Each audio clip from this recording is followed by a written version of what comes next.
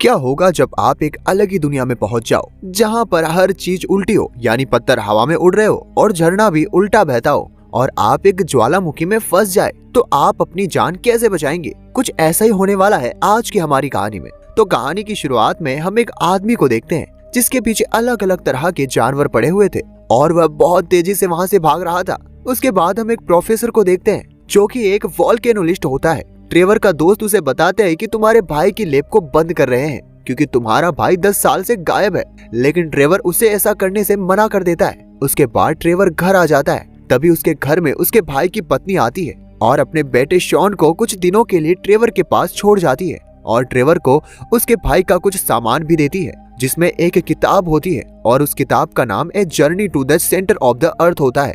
जब वो उस किताब को खोलकर देखता है तो उसमें उसके भाई के 3 जगह के नाम लिखे हुए थे जिनका नाम था बोल्विया, मंगोलिया और हवाई। उसके बाद वह इन जगहों के बारे में रिसर्च करता है और उसे पता चलता है कि इन तीनों जगहों पर वोल्केनो है और इन तीनों जगहों पर वातावरण कुछ ऐसा होता है जैसे 10 साल पहले हुआ करता था, जहां पर इसी तरह का वातावरण है और वह जगह है आइसलैंड। वह शान को बताता है कि मैं 10 साल से वोल्केनो में ट्यूब ढूंढ रहा हूँ और कहता है कि मैं और मेरे पिता पिछले 10 साल से वोल्केनो में ट्यूब के बारे में रिसर्च कर रहे हैं ताकि हम ज्वालामुखी के रास्ते अर्थ के सेंटर तक पहुंच सके। और आज से 10 साल पहले मैक्स वोल्केनिक ट्यूब की खोज में ही आइसलैंड पर गया होगा, इसलिए अब मैं भी आइसलैंड पर जा रहा हूँ। उसके बाद ये दोनों आइसलैंड पर पहुंच जाते हैं और उसके बाद वो एक साइंटिस्ट के घर जाते हैं और उस घर का दरवाजा एक लड़की खोलती है जो कि साइंटिस्ट की बेटी हना होती है और वो उन्हें बताती है कि उसके पिता कुछ साल पहले इस दुनिया से चले गए।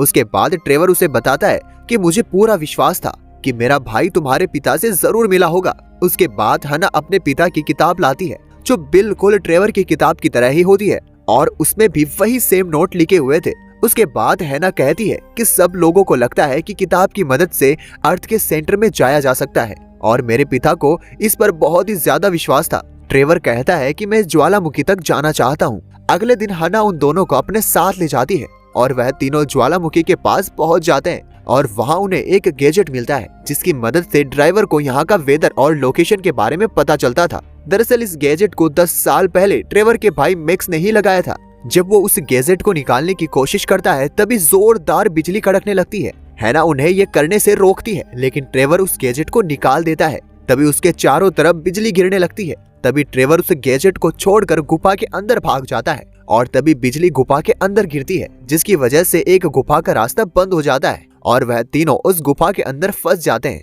तभी हैना उन्हें बताती है कि इस गुफा के अंदर एक माइन भी है जहाँ कोई काम नहीं होता और हमें किसी भी हालत में वहां तक पहुंचना होगा। और बहुत मुश्किलों को पार करने के बाद ये उस माइन तक पहुंच जाते हैं। तभी वह एक ट्रॉली पर बैठता है और वह ट्रॉली बहुत तेजी से नीचे की ओर जाने लगती है और आगे जाकर इन तीनों की ट्रॉली अलग अलग हो जाती है। तभी हैना कूदकर ट्रेवर की ट्रॉली में आ जाती है। तभी आगे उनकी ट्रॉली की पटरी खत्म होने वाली होती है, इसलिए दोनों नीचे कूद जाते हैं और वहाँ पर शॉन भी आ जाता है और उनकी ट्रॉली दीवार से टकरा जाती है जिसकी वजह से दीवार में ही छेद हो जाता है। जब वह उस छेद में से आगे निकलते हैं तो उनके आगे बहुत सारे हीरे पड़े हुए होते हैं और ट्रेवर वहाँ से बहुत सारे हीरे उठा लेता है। ये जब वहाँ से निकलने लगते हैं तो उन्हें एक आवाज आती है, तो उन्हें पता चलता है कि जहाँ वह खड़े हैं वह पत्थर बिल्कुल कांच की तरह पतला है जो ज्वालामुखी से निकलता है, इसलिए वह वहाँ से बहुत आराम से निकलने लगते हैं। लेकिन तभी शॉन के बैग से एक हीरा नीचे गिर जाता है जिसकी वजह से जमीन टूट जाती है और वह तीनों नीचे गिरने लगते हैं और बहुत नीचे जाने के बाद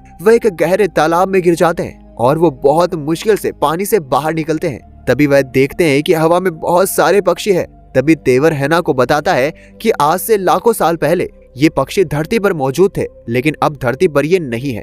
जब वो तीनों गुफा से बाहर आते हैं तो वो एक अलग ही दुनिया देखते हैं और तभी ट्रेवर कहता है कि ये सेंटर ऑफ द अर्थ है, यानी एक दुनिया के अंदर दूसरी दुनिया। और जो इमेजेस उस किताब के अंदर थी वो सेम चीजें यहाँ पर भी हैं। जब वो आगे बढ़ते हैं तो उन्हें टी हाउस दिखता है। तभी उन्हें पता चलता है कि यहाँ